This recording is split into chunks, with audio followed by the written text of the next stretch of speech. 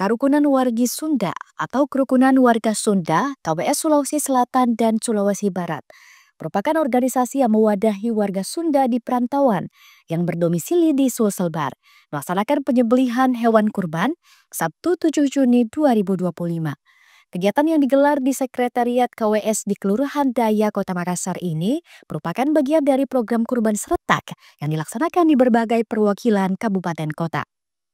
Ketua Umum KWS Sulselbar, Gun Gunawan, menyebut jika penyembelihan hewan kurban merupakan agenda tahunan yang dilaksanakan di setiap perwakilan kabupaten kota.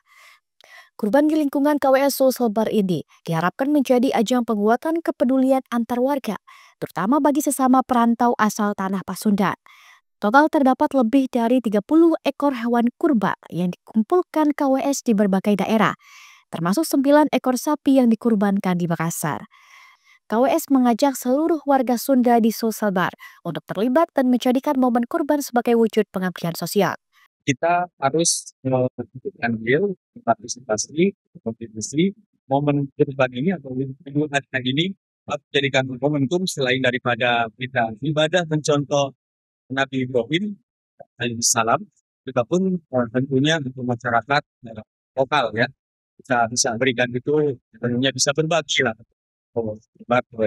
Warga-warga Sunda khususnya pada umumnya seperti ini. Daging kurban yang dihimpun KWS Sulselbar, pembagiannya diprioritaskan untuk warga terdekat di lokasi penyembelihan. Gunawan berharap melalui ibadah penyembelihan hewan kurban mampu menyemai nilai-nilai kepedulian dan kebersamaan antar warga Sunda di perantauan. Rizka Fraja, Unhas TV.